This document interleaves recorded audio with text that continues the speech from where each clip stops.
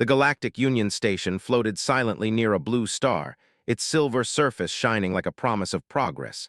Inside, thousands of beings from different worlds lived and worked together. The Union often spoke about equality, logic, and advancement. They claimed every species mattered, but not everyone inside the station felt that promise was real.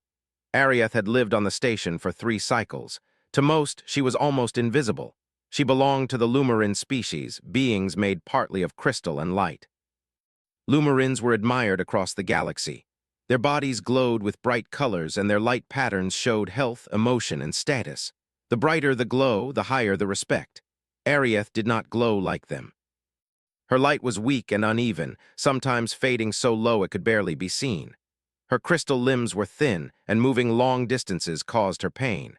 When other Lumarins walked past her, their light shone proudly.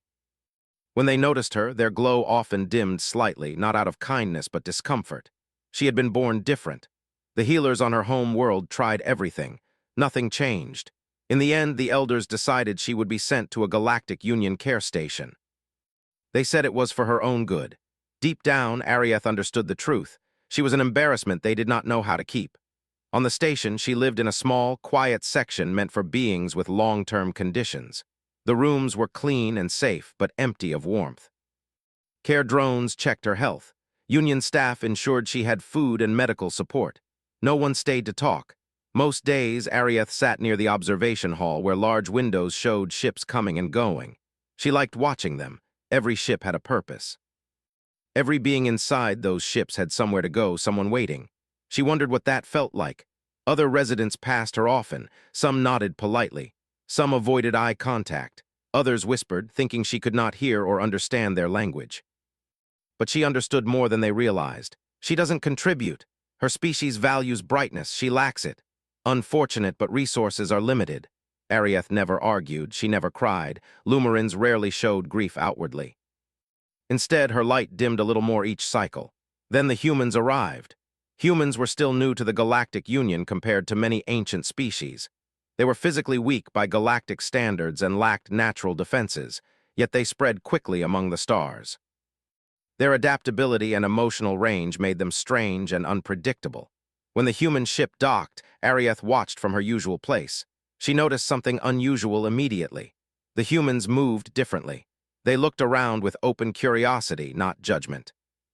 They spoke loudly, laughed easily, and used expressive movements. Their faces changed constantly, showing emotions Arieth found hard to read but easy to feel. Among them was a human male named Elias Morgan. Elias was assigned as a cultural exchange officer. His role was to observe, learn, and help improve cooperation between humans and other species. He had short brown hair, tired eyes, and a habit of smiling even when others did not. On his first day, Elias toured the station with a Union guide. They passed the observation hall and Elias slowed his steps. He noticed Arieth sitting alone. At first, he thought she was a decorative structure. Then he saw her light flicker slightly as a ship passed the window. "Who is she?" Elias asked. The guide followed his gaze and paused. "A Lumarin patient, low-functioning, permanent condition." Elias frowned. "She looks young." "She is considered young by her species, yes," the guide replied. "But her development is incomplete. Interaction is unnecessary." "Unnecessary for who?" Elias asked. The guide did not answer directly. "Her care needs are met, that is sufficient." Elias nodded slowly, but his eyes stayed on Arieth. Later that cycle, after finishing his duties, Elias returned to the observation hall alone. Arieth noticed him approaching. Humans rarely came to this part of the station. She lowered her light slightly, a habit formed from years of being ignored. Elias stopped a few steps away. He did not speak immediately. He sat on a nearby bench, keeping a respectful distance. For several moments they simply watched the stars. Then Elias spoke softly. "That ship's engine pattern is old. I read about that model in training." Arieth turned her head slightly. She was surprised. He was not speaking to a device or into a recorder. He was speaking to her. "Yes," she replied quietly. Her voice was soft, almost musical. "It is used mostly for cargo now." Elias smiled. "You know ships." "I observe," she said. "I have much time." He nodded. "I'm Elias." She hesitated. Names carried meaning among Lumarins. Few bothered to learn hers. "I am Arieth." Elias repeated it carefully. "Arieth, that's a beautiful name." Her light flickered in confusion. Compliments were rare, genuine ones were almost unknown. They sat in silence again, but it felt different now, not empty. From that day on, Elias returned often. At first, station staff noticed and quietly warned him. She is not responsive long-term. Her condition is stable but unimproving. Emotional involvement is not advised. Elias listened politely every time. Then he kept visiting anyway. He did not ask about her disability. He did not ask about her limits. Instead, he asked simple questions. What do you like to watch? What colors do you enjoy most? If you could travel anywhere, where would you go? At first, Arieth struggled to answer. No one had ever asked her such things. She thought she was not allowed to want anything. Slowly, she began to respond. She liked soft starlight. She liked listening to humans talk, even when she did not understand everything. She liked the idea of oceans, though her species never lived near water.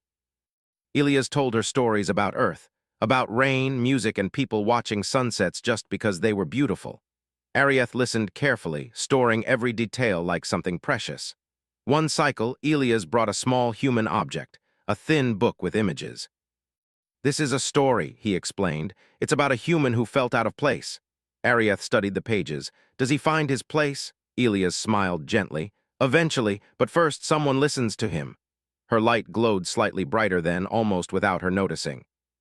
The station's sensors noticed. Medical staff reviewed the data with confusion. Minor increase in bioluminescence, one said. Likely temporary. But the increase continued. Arieth began sitting straighter. She spoke more. She even laughed once, a soft sound like glass chiming. When she laughed, her light shimmered faintly. Other residents noticed. Some were curious, others were uneasy. She is changing. Humans are unpredictable. Emotional bonding causes instability. Arieth overheard these comments, but for the first time they did not hurt as deeply. Elias' presence made the station feel less cold. Then one cycle, Elias did not come. Arieth waited. She watched ships pass. Her light dimmed slightly with each hour. The next cycle, he still did not appear. On the third cycle, union officials arrived at her room. Their voices were calm and official. Arieth of the Lumarin, a transfer has been approved. Transfer? She asked.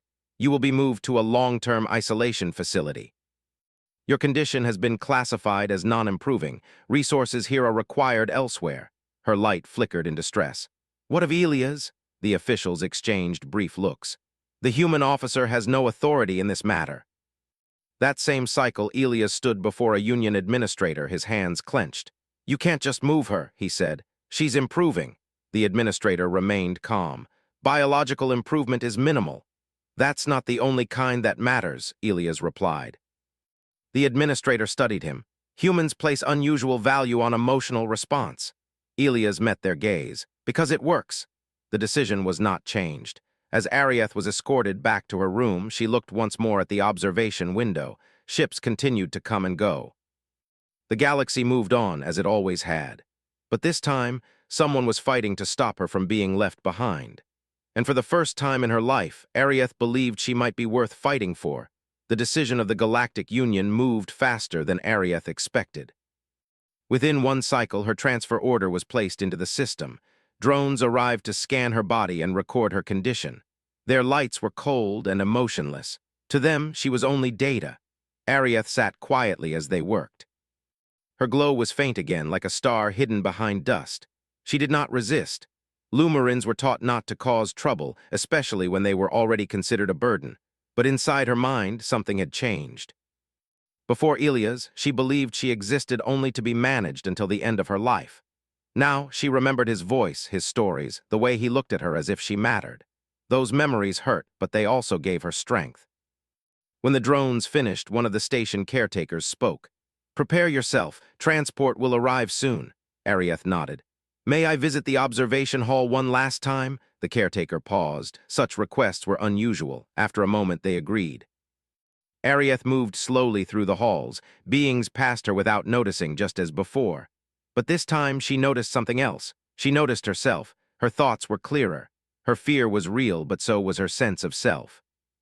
At the observation hall, she sat in her usual place. She watched a human ship depart. She wondered if Elias was on it. Unknown to her, Elias was not leaving. Elias stood inside a Union Council chamber, facing several officials and representatives of different species. The room was wide and bright, designed to intimidate. He felt small, but he did not step back. "You are requesting guardianship over a non-human individual," one council member said. "This is highly irregular." Elias nodded. "So was letting humans join the Union." "Someone had to try," another representative spoke. "The subject's condition cannot be cured. What benefit does this serve?" Elias took a slow breath. "Not everything is about fixing. Sometimes it's about care." The Lumarin representative's light shimmered with discomfort. "She is dim, that is her nature. Emotional attachment will not change that." Elias looked directly at them. "You're wrong, it already has." Murmurs spread through the chamber. Elias activated a display. Data appeared, showing Arieth's bioluminescence levels over time. The change was small but steady. "Since regular human interaction began," Elias said, "her stability improved, her stress markers dropped, her light became more consistent." One council member tilted their head. "Correlation does not prove cause." "No," Elias agreed. "But it proves possibility." The council debated. They spoke of efficiency, resources, and precedent. Elias listened, then spoke again. "She didn't ask to be born this way. She didn't ask to be abandoned. All she did was exist. And that was enough for all of you to decide she wasn't worth the effort." The room grew quiet. Elias continued, his voice steady. "Humans don't see worth that way. We don't measure value by brightness or strength alone. We see people." The council recessed to decide. While they debated, Arieth was escorted to the transport bay. The isolation vessel waited, dark and silent. It was built for long journeys and longer solitude. As she approached it, her steps slowed. Her light flickered weakly. Then she heard a familiar voice. "Arieth." She turned. Elias was running toward her, breathless. "You came," she said softly. "Of course I did," he replied. "I'm sorry I wasn't there sooner." Her light brightened slightly, enough for him to notice. "They said I must go," she said. "Not yet," Elias replied. "I asked them to wait." They stood together as Union officials approached. "The council has reached a decision," one announced. Arieth lowered her head, preparing for disappointment. "The human request for temporary guardianship has been approved for review," the official continued. "The transfer is suspended." Arieth looked up, stunned. Elias let out a slow breath he did not realize he was holding. "This does not mean permanent reassignment," the official added. "The subject's progress will be observed under human supervision." "That's enough," Elias said. "Thank you." From that moment, Arieth's life changed. She was moved to human living quarters on the station. The space was smaller and less polished than Lumarin areas, but it felt warm. Humans decorated their rooms with personal items, colors, and memories. Elias ensured her room was adapted to her needs. He explained everything, always asking before making changes. "Is this light too bright? Would you like more space here?" Her opinions mattered now. At first, Arieth was afraid. She worried the kindness would end suddenly. She expected conditions, rules, or demands. None came. Elias continued to talk to her, read to her, and listen. Other humans joined them sometimes. They greeted Arieth with smiles and patience. One human offered her a handmade object. "I made this for you," they said. "It reminded me of stars."